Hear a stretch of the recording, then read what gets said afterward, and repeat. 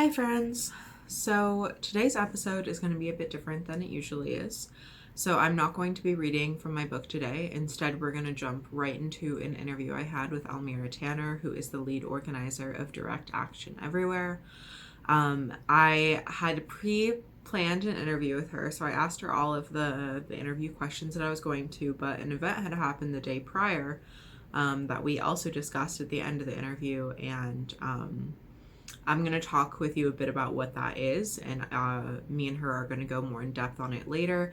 This interview happened maybe a week ago now. Honestly, time's been kind of weird. But it happened a bit ago, so my attitude about it was different than it is now.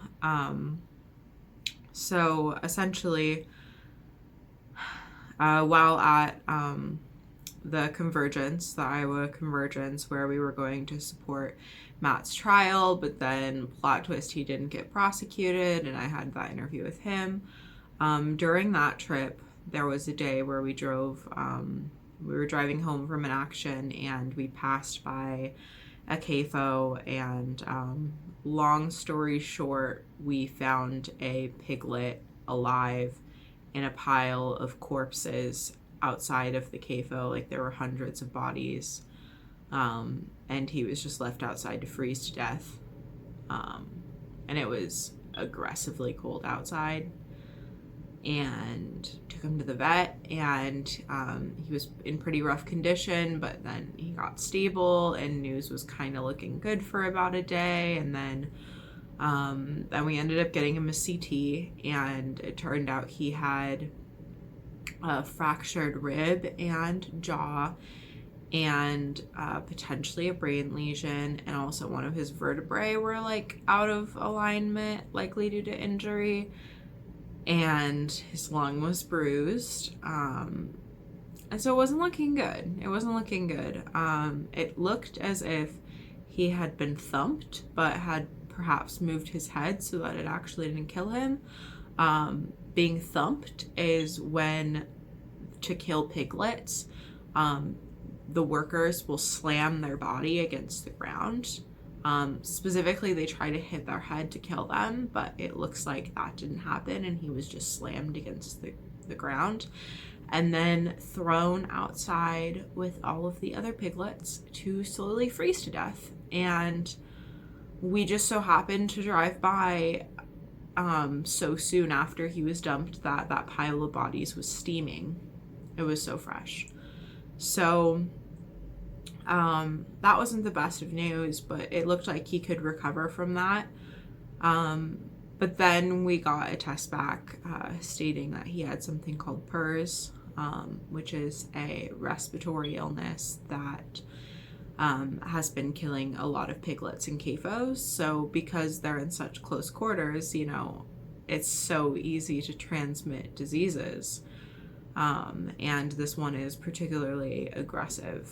And so it made sense why there were so many bodies outside. And so he was moved into a quarantine unit, and it wasn't looking too good. It kind of got to the point where we were just like really just praying for him, like really hoping that he could pull through.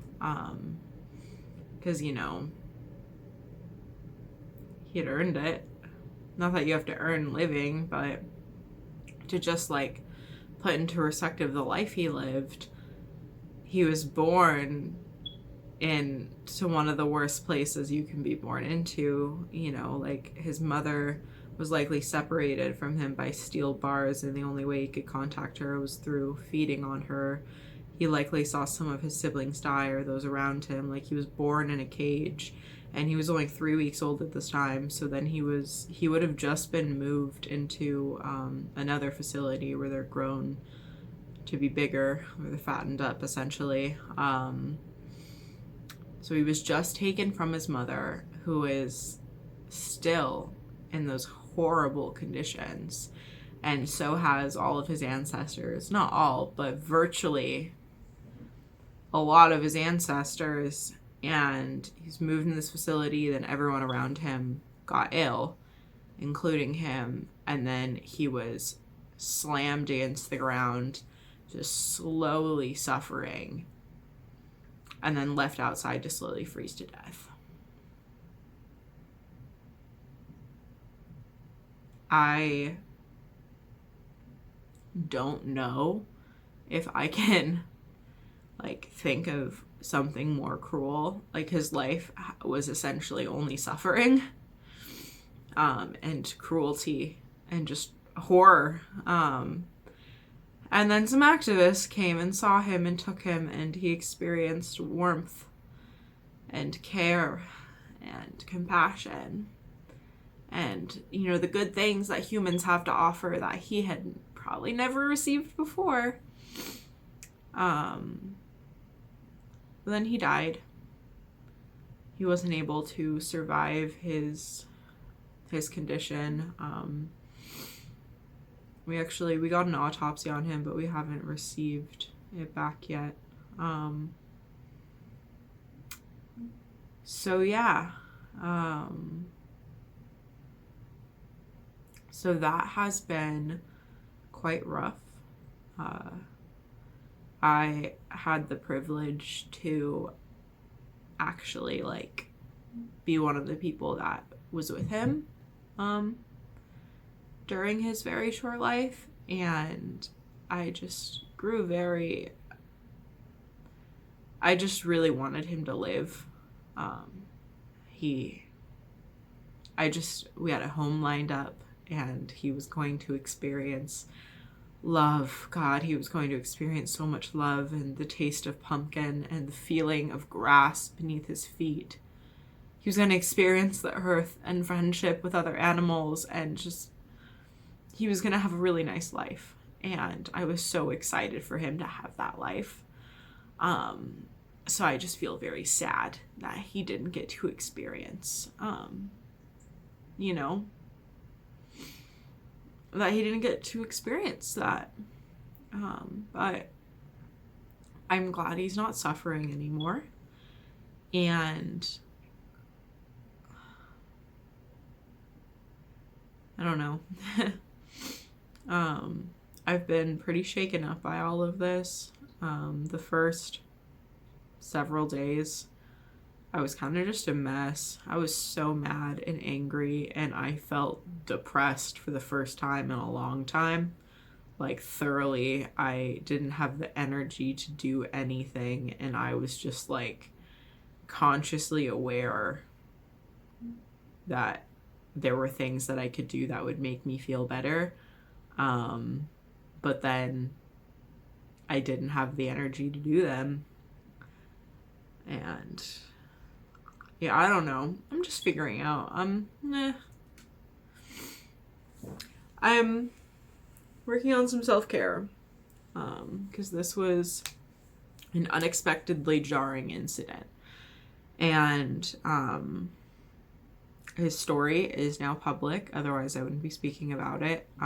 There is a very well put together video by Direct Action Everywhere you can find on their Facebooks and Instagram and all the social medias. Please share it. Please share his story. Please share his story. It deserves to be heard. The fact that this is being done probably on a regular basis is, I mean, I just don't have words for it. And just, I mean, this is just the meat industry. This is what they do. They throw away individuals, sometimes still alive, like they're trash. In this place, there were so many bodies that they had 2 overflowing trash cans and 3 piles of bodies on the ground.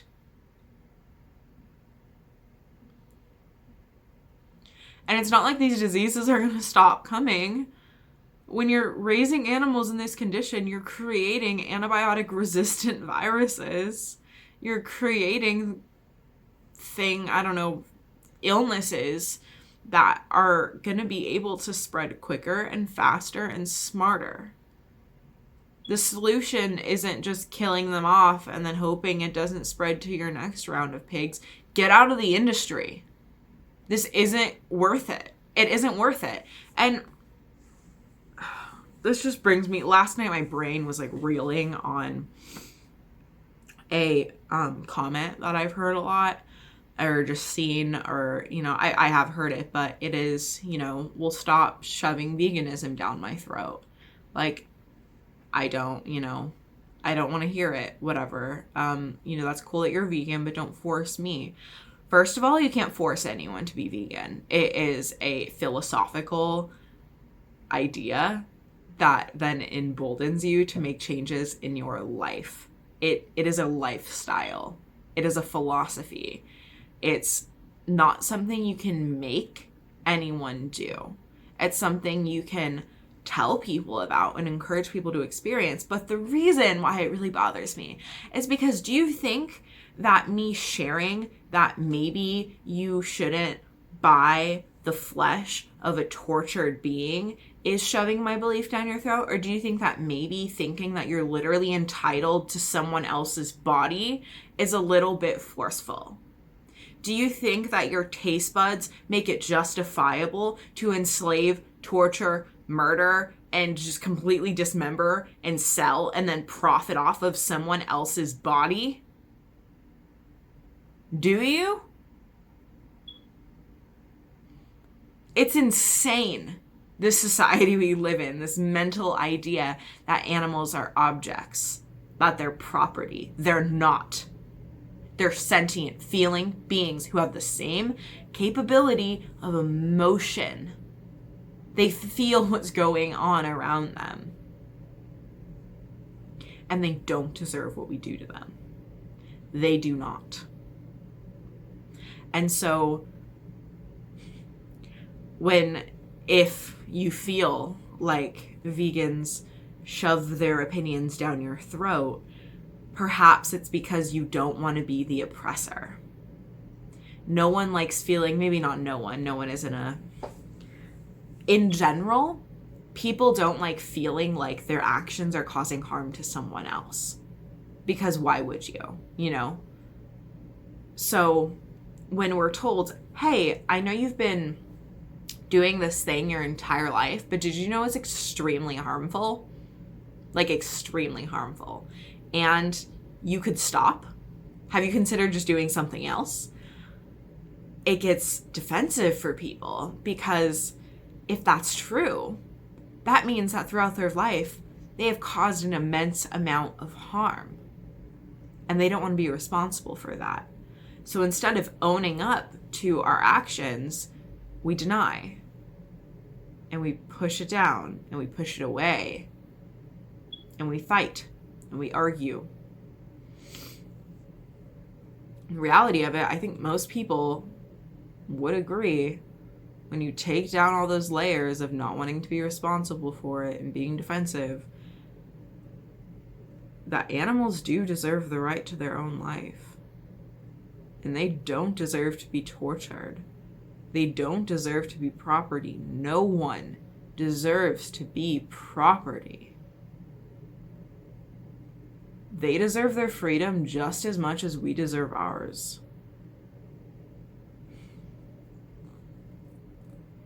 And I really, really hope that if this podcast does anything for you, it is just really make you question that. Question the association we have with animals. Question the speciesism that's embedded in our language and our attitude and our beliefs and our actions. Just question the system. Question your actions. Why are you doing what you're doing?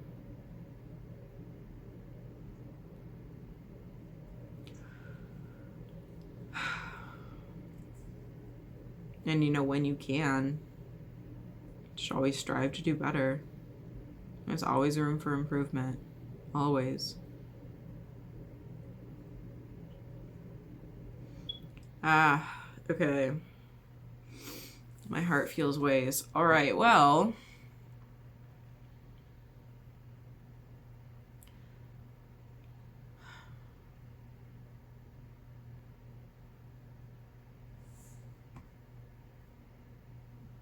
Without further ado,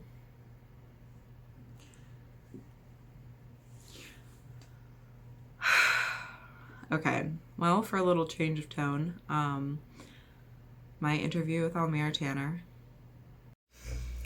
All right, hi friends. I'm here with Almira Tanner, and she is the head I'm here with Almira Tanner, and she is the lead organizer at Direct Action Everywhere.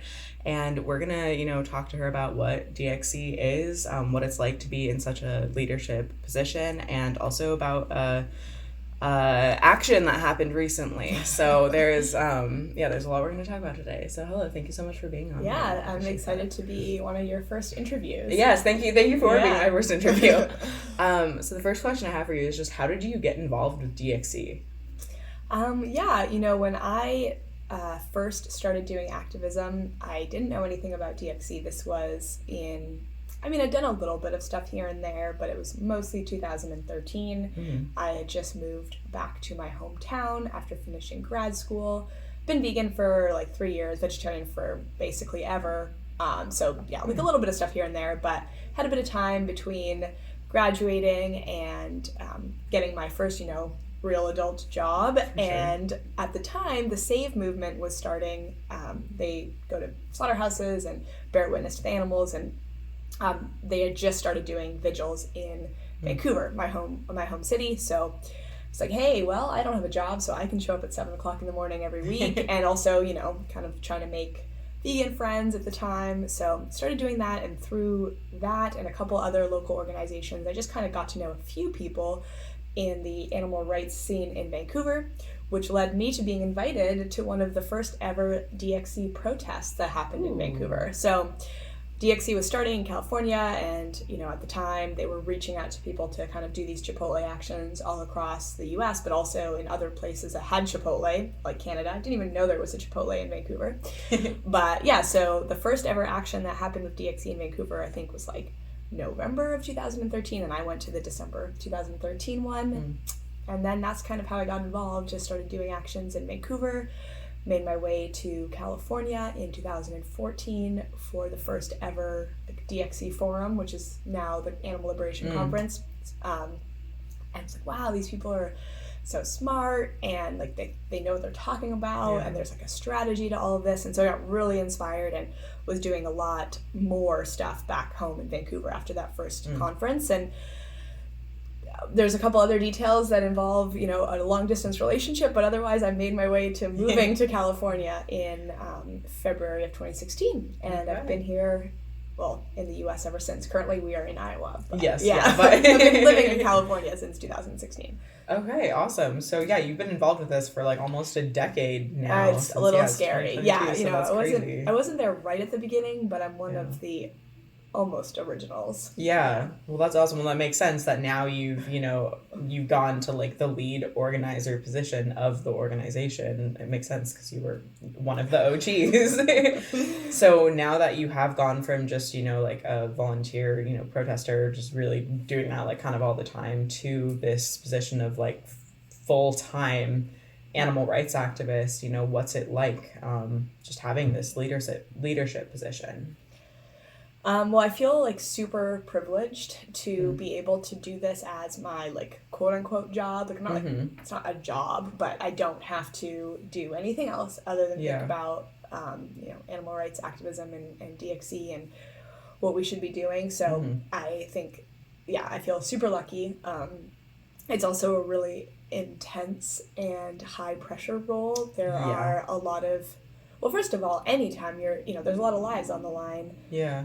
Just if you're an animal rights activist, like your efforts, if they're good, could save a lot of lives, more than the ones you even just like directly rescue. And if you don't do a good job, like, you're kind of like, you're maybe feeling like a lot of pressure to help the billions of animals that need help. But then there's also like the very concrete, like, people are facing prison, they're risking their freedom, sometimes they're risking their lives, and I certainly do not like control everything or make those decisions all the time or anything like that, but it does feel like ultimately what happens is my responsibility, and that's a lot of pressure to feel like you're doing the right thing and you're taking the right risks and you're being strategic with those risks. But it's also like really rewarding, and I'm very grateful that I get to do this, despite sometimes being like, oh my God, I wish I had a less stressful life. Yeah, totally. No, that all makes sense. So I know that a lot of people are like coming up on trials soon. I know, I mean, this has been years in the making now of people actually getting like charged and then not even charged, but people, you know, getting arrested, and now it's like years later for some people, and it's like, okay, trials soon. So what trials do you have coming up aside from, you know, the Matt Johnson one was just dropped, which is a surprise for everyone, but what trials do you have coming up, and are there any that you think might also be dropped? Yeah, that's a good question. I was really surprised that they dropped all of Matt's charges. Like, if they were like, we're dropping some, or we're moving some to a misdemeanor instead of a felony, like, that wouldn't surprise me, but just dropping all of them is pretty surprising. So that makes me, like, reconsider what I think about these other cases. Like, maybe they will drop them. I didn't think they would, but who knows? The big 3 felony animal rescue cases that we have coming up, and by coming up, I mean, like, maybe within the next year and a half. Okay, for sure. The Sonoma County case, the Utah Smithfield case, and the Ridgeland dog breeding facility in Wisconsin, that beagle rescue case. Okay. We have other cases that are, like, misdemeanors or civil cases, or, you know, and they're, you know, they're also very important, and there's a lot of those, but those are kind of like the big 3 that we expect, big trials and all, you know, high risk, high reward type situations. And yeah, we're hoping that 2 of those at least can happen this year. Yeah, hopefully. So what would be like the best case scenario, like the best outcome of those trials? Yeah, I mean, I think an acquittal, which is when the jury unanimously agrees that you're not guilty, is probably the best case scenario. Yeah. Hung jury, which is when they can't make up their mind, and some people think that you're guilty and some think you don't, is would also be really good and maybe slightly more realistic than like a full acquittal. But I think in some of these cases we have just exceptionally good evidence of, especially in Sonoma County, when we like reported this cruelty to so many authorities so many times, and they didn't do anything about it. So, you know, we did what I think the right thing to do is, which is help animals in need when other avenues have failed. And so I am really excited to present, like, that's the case I'm in, so I know the most about it, but really excited to present that in front of a jury, and I hope that we get the chance. I think, same like Matt, we don't want these charges dropped. I want to go trying to take the goal was trial. I mean, obviously I wasn't in the trial, but I was excited to finally attend an animal rights trial. Like I was excited for my court case, and then they dropped it. And so it's kind of like, you know, it's definitely not the typical situation where people usually aren't like, give me the court, give me the trial. Like, we're trying to make a point legally. That's you know, that's usually not it, but you know, with activism, with these cases that we're trying to change, you know, laws, we're trying to, you know, change the legal opinions. It's essential for that. So yeah, I think the judge was very confused when Matt and Wayne were like, no, we would like a trial. He's like, what? Like, what do you mean? Like, you're free. Like, you realize this, and they're like, no. So what do you want me to do? Like, how can I get a trial? I guess we'll see. Okay. Wow. This isn't even the question. Okay. Well, okay, wait, is my laptop charging? It is. Okay. I'm on a low battery. So what is the most surprising thing that you've learned from, you know, taking this leadership role? We've kind of talked about kind of the struggle, the reward of it, but is there any like kind of big lesson you feel that, or lessons that you feel like you've learned from taking this position? I mean, I think I probably anticipated this going in, but that sounds negative.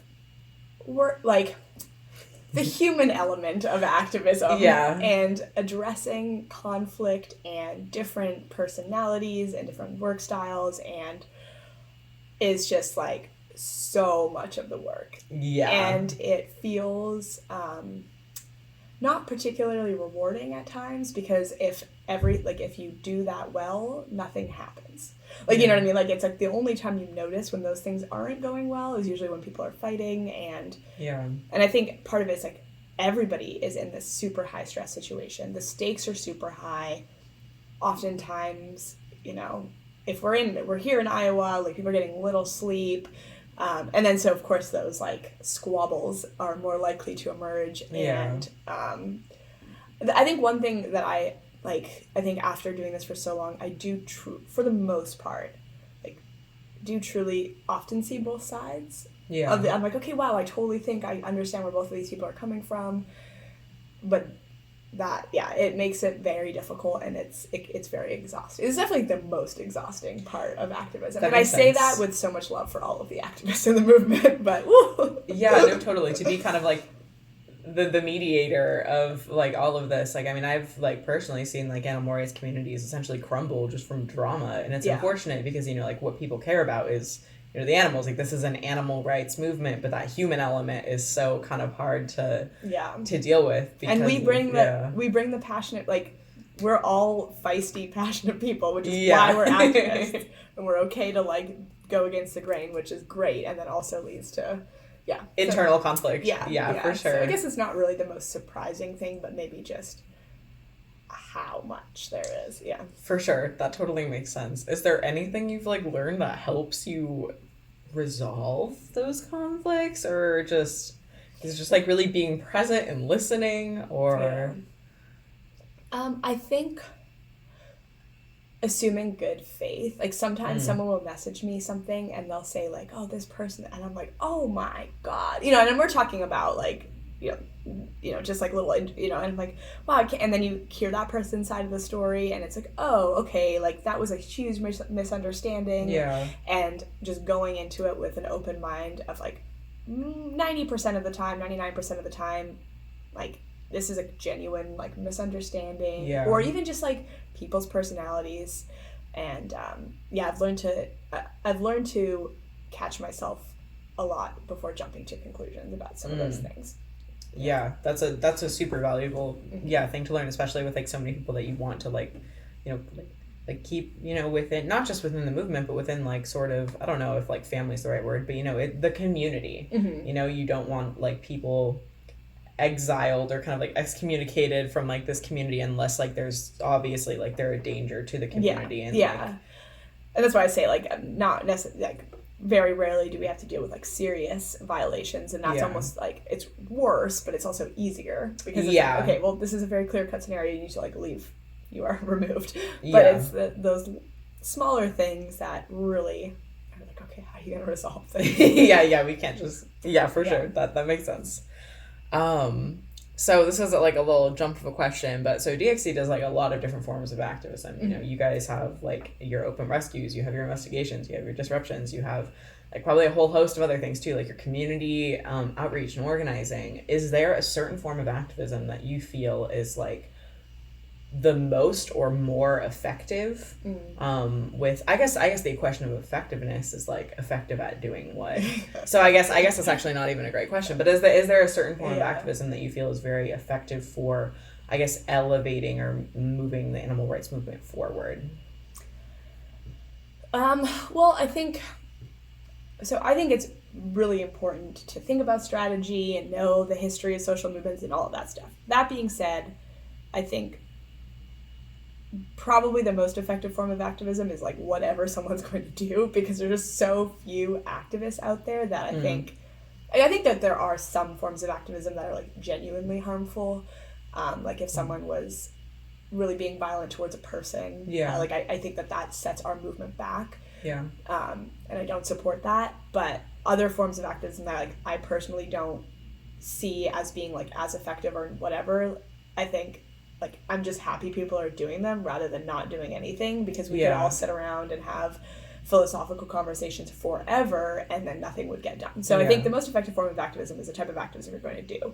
But beyond that, I do really think it is important that people have an understanding of like how social change happens and how social movements happen and how they've worked in the past, and then trying to like situate what their activism is like in that realm. So there's this concept that I heard about it from Paul and Mark Engler, who wrote this book, This is an Uprising, I don't actually know if they are the ones who made this concept up, but whatever. And it's called like the movement ecology, where all these forms of activism make up this movement ecology, which is like you need it, but a lot of times the conflicts between organizations or between tactics happen because people don't understand that there are different roles that need to be played in the movement. So the people who are like being like really buddy with the politicians, like the formal lobbyists, get mad at the protesters because they're like, that's not how you make friends with a politician. And the protesters are like, yeah, well, screw the system, like we're changing the whole system, like why would you, and it's like both of those things are true, and we all need all of these like pieces of the ecology to get stuff done. But I do think, generally speaking, in the last 15 years, there has been like an overemphasis maybe in the grassroots on like vegan outreach and individual behavior change rather than like direct action and systemic change. Okay. And so I don't think that the individual stuff is bad, and I think we absolutely need it, but I think that maybe the balance is not totally where it should be. So I'm always like for more people doing direct action, like trying to change the whole system, that kind of stuff, even though I do think that there's value in a lot of other things. Same way with sanctuaries, like that's a super important form of activism that I personally am not like really that involved in, other than going to visit and shovel poop a couple times, but we need it, but I also don't think it's like the only thing we need, so it all works together. Yeah, most definitely. So when you talk about direct action, like what does that mean to you? Like what are forms of direct action that, people can get involved in? Yeah, that's a great question because people have a lot of definitions of direct action, and some people think it's like only if it's civil disobedience. I've heard that like ACT UP phrased it as like just like directly confronting systems of power in the sense of, as opposed to like trying to accommodate to them. Like, so I think you don't need to be arrested to be doing direct action. I think, anytime you're like really out there trying to like, take action, like protesting, disrupting events, I consider that direct action, but I feel like people probably have all sorts of, definitions in their head. Okay, for sure. So, okay, that makes sense. So some direct protests, some, rescuing an animal or two, like, I mean, in some ways, I think sanctuary work is direct action too, in that sense. Yeah, like, you very were like much so. Totally creating the world that you want to see at that point in time. I don't. It's kind of weird. Like, I don't know. Sometimes, I'm like, what's our name even mean? Direct action everywhere. It doesn't even abbreviate correctly. But, it is what it is. Yeah, in hindsight, would it be different? Probably. For sure, that makes sense. Yeah, the DXE, is the X just like for action, like a symbolic X? It's kind of also, so I didn't name DXE, but it's also a calculus joke. So, like, DX is like, connotates like the rate of change. Okay. I think it's been a while since I've taken calculus. It's like a nerdy math joke. Oh my god. But also like that, and also so. Wow, I never knew that. That's I love knowing that. Okay, that's fun. You can tell that DXU started by nerds. Yeah, for sure, it definitely was. Yeah. So I guess for people who don't know, how was DXE started? I wasn't there, so this is like, third hand story or whatever, but my understanding is like Wayne basically met Ronnie Rose in a vegan restaurant randomly because he was eating there, and Ronnie was like putting up posters for some event, and I think they were like they started talking and being like, there's something missing in the animal rights movement at this time. So this was, after the Shack prosecution, the Stop Huntington Animal Cruelty campaign, and like 6 activists went to prison for like years for their involvement in this campaign. I think it really freaked a lot of people out in the movement, and it kind of like really killed a lot of the direct action, the non-violent direct action that was happening, and people got scared. People thought they were going to go to jail just for leafleting, and so I think that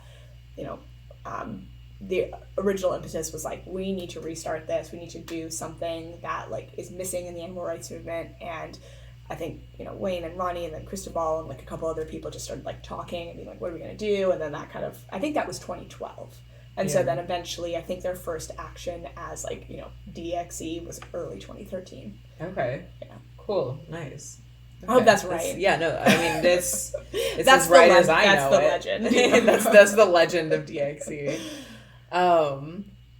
So, no, I haven't really touched this. So yeah, you know, you have the gift of now being a professional activist, which is also a lot of hard work. But how do you, you know, make sure to take care of yourself? Like, one of the things I kind of touched on in my book was that it can, you know, be absolutely exhausting, and burnout is something that, like, I know I've seen in myself and seen in a lot of people. So how do you make sure that you, essentially 24/7 activist now, how do you take care of yourself? How do you make sure that, you know, you're not going to burn out? That's a good question, because so I don't think I've ever experienced like real burnout. Of course, there's been times when I'm like, I'm exhausted, I don't want to do this anymore. But I think real burnout is like a more really all. It's not something that just lasts a day or two. Like you really feel like you can't do it anymore. And I my understanding is that can kind of happen suddenly, which is a little bit scary. You know, like it's not like this thing that you can see coming. Yeah. And so it's important, I think, to take care of yourself, even if you don't always feel like you need it in that moment. And I think that's where I struggled. I think I'm someone who definitely thrives off of being like really busy. I think I do like a little bit of stress in my life. So I kind of like that, but I do have to be a little careful. So how do I stave that off? Well, for one, I'm an introvert, definitely. Okay. So I mean, I like talking to people. I'm not like anxious right now. I don't mind big groups, but I really need time alone. So like trips like this are great, but also like I have not been alone other than in the shower. Like, you know, and I'm just like, I need to like sit and just like, I don't know, organize something. Totally, yeah. So like definitely finding time to be alone and just kind of with myself, and that's how I recharge, I think is important. I run. You mentioned that. Yeah, I don't, like, I'm not great at it. I'm not like super fast or anything, but that I think is good, even though sometimes I'm like, I do not want to go for a run, but I always feel better after. And yeah, I think we're trying to do a better job of this in general at DXE with the full-timers, as we, you know, or whatever. We have, like, because you know, you don't get like, it's not like a 9 to 5 Monday to Friday thing. There's not weekends off. That's when all the events are and stuff. So we have instituted like every other Friday off. That's good. Which sometimes we're not very good. Twice a month. We're sometimes not like holding ourselves to that. Okay. Sometimes, which is like not great. But we also took our first like group like break like over right before after Christmas. We're like, there was like a week where there was nothing. Like we really could just be like, nobody do anything for a week. And that was really good. Good. Yeah. So working on it.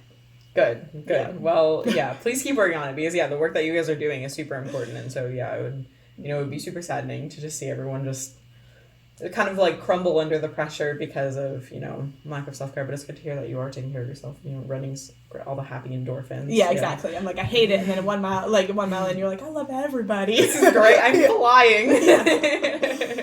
Most definitely. Okay, yay.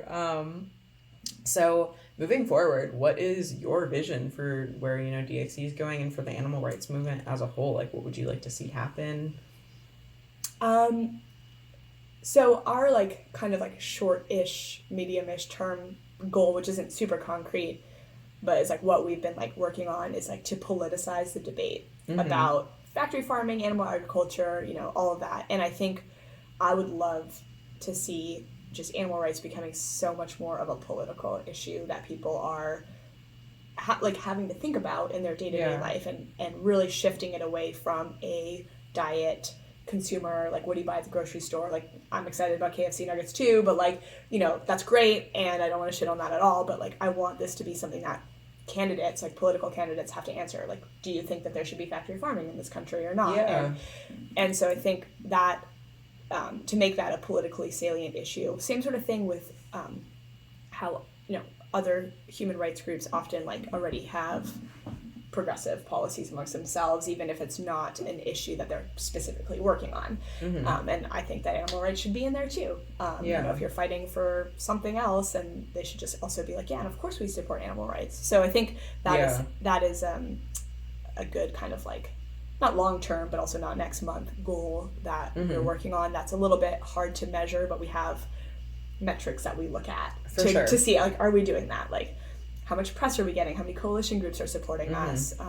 Those sorts of things. And then, yeah, I mean, very relevant to this, like winning, like actually having a really big trial and winning would be a great thing. Ideal, truly. Like, a big legal victory. And I think dropping the charges is a legal victory, but something Mm-hmm. bigger than that. And I think that that's possible this year. Yeah. Maybe not, but it's possible. But it's definitely within the realm of possibility for sure. Will it happen? We'll see. Yeah. But but it is a possible outcome that, you know, like if enough people are present for and hopeful for and, you know, really like fighting for, then hopefully then that is something that will happen. And that would, I mean, yeah, victory would be huge for animal rights moving forward. You know, I feel like it would really empower and embolden people, like even in, you know, this state, like with the ag laws, intense, with, you know, days after, I know like mine and my partner's arrest and Scotty, that's when they put that new law up where they're like, okay, well, it's now a felony to go on the property, so have fun. How does it feel to have a law passed because of you?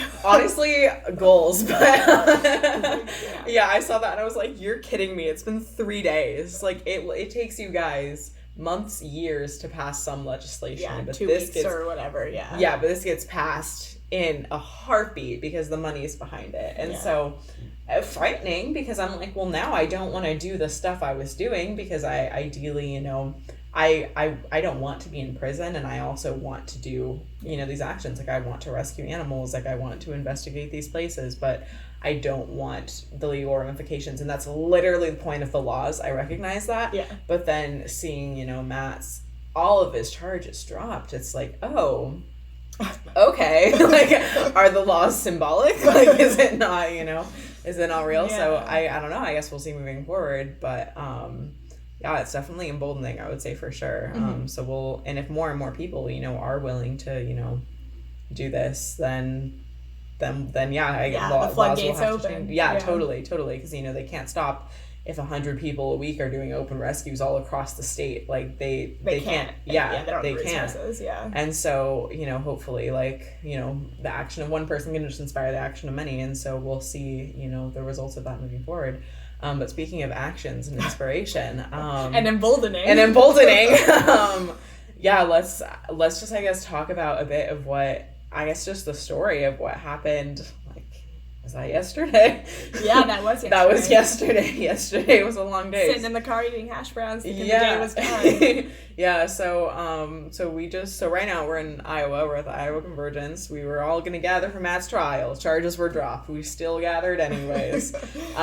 We did some kind of impromptu actions that were planned, like, I don't know, the day before in Iowa Falls. And on our way home, we just ate a lot of hash browns. And I guess, yeah, just explain what you saw as we're just driving home thinking we're going to chill for the rest of the day. Yeah, I mean, I've never been to Iowa before, but I know DXC activists obviously have, and I've heard, like, yeah, maybe because factory farming is more normalized here, like, there's less hiding of things, and I've just heard people say, oh yeah, you can just go up to dumpsters anywhere, and there's just dead pigs in dumpsters. And I was like, oh wow, it's like disturbing. And we were driving home, and there's just pig farms everywhere, and I was just like looking, and I saw these dumpsters, and like they looked to be overflowing with piles beside them, and I was like, I think that those are dead pigs, like overflowing of the dumpster on this giant pile, but also maybe it's dirt, I don't know, but like, hey, we're just driving home, like, why don't you quickly turn around and we can just go look, like we can take pictures from the sidewalk, just to show people, like, look at this death, and or to show people it's a pile of dirt. Sorry, Almira needs to get her eyes checked. So we turn around and we get out of the car, and we're standing on the side, like, you know, side of the road, and like, no, they're definitely pigs that are dead there, and they're like steaming. Which, you know, I always think about when a dog poops outside when it's cold, and they're like, you're like, oh yeah, okay, they're fresh. They're fresh. They're warm. They're causing steam, and so someone kind of ran up to document and just to get a better look at what this was, because there was like so many, like hundreds, I think, an insane amount. And this is not a super large farm, so they're filming, and then, you know, we're just all standing waiting for them, and they run back, and they're like, like, oh my, yeah, super fucked up, all these dead pigs, but also I saw someone who was alive. And it's like, what was it, like 0 degrees? I don't remember. It was cold. Yeah. Very cold. Like, we had just done demos, and I think, you know, after like 15, 20 minutes of a protest, like we were like, we need to get back in the car to warm up. So freezing. Aggressively cold. And so we're sitting in this car, and I'm like, fuck, like literally, like, fuck, what are we, I hope you can swear on this podcast. No, totally, because, like, what are we gonna do? Like, we can't just leave them. Like, it's, Like, this is like, I mean, what would anybody with any compassion do in this situation? Like, this pig is in a pile, this is a baby pig in a pile of dead piglets. Who knows what just happened to them, like, why they were thrown out. They are, like, wheezing is what I think Curtis said. And, someone said. They were wheezing, which is what someone said. And, like, so they're suffering. They're going to die any minute. Like, I just think, like, there's, you have to do something in that circumstance. And so we're sitting in the car. We're like, okay, what do we do? Like, you know, who's gonna take them? Who's gonna take that risk? Where are they gonna go? Like, this is an individual who needs, like, immediate medical attention. Yeah. So, people are on the phone with like sanctuary operators being like, where do we take them? Like, what medical clinic? Like, all that kind of stuff. And I'm like, all right, who's down to take this risk? People put their hand up. And so I think within about 20 minutes, we had a good enough plan that we could do this. And essentially go up, get them, leave. And, like, we know where to take them, and the people are informed of what they're about to do and, like, the potential risks of this thing. Granted, like, literally this individual was thrown out like garbage, so bring it on, Ken Rosenboom. If you want to if you want to say that this is, like, I would love to go to trial for this. Honestly, for getting a pig out of a dumpster full of bodies, like, literally the worst case scenario I can imagine someone being in. And in the dead of winter.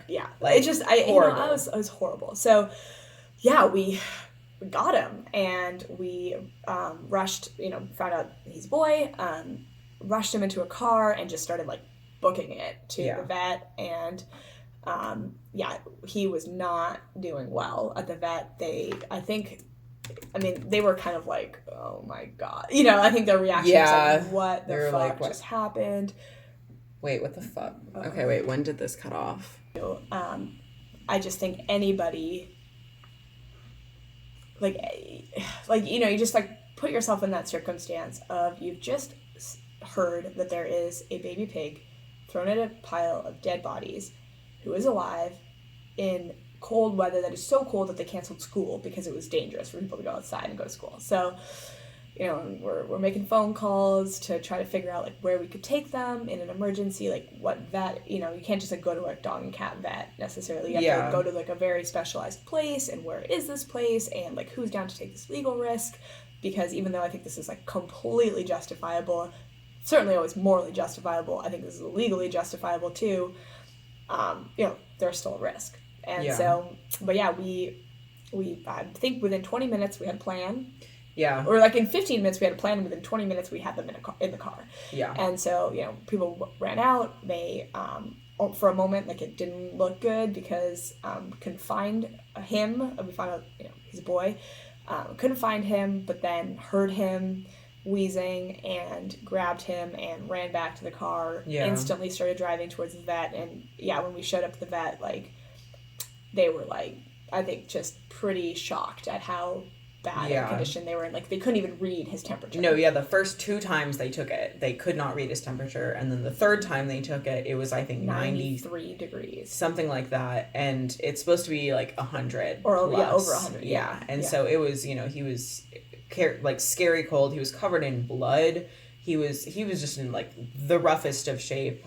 Like, his lactic acid had built up because he wasn't able to, like, get oxygen properly. Like, he was his lungs are still, like, his lungs were wheezing. So he was in really rough shape. It was, questionable there for a while, and they had a really hard time getting a vein on him.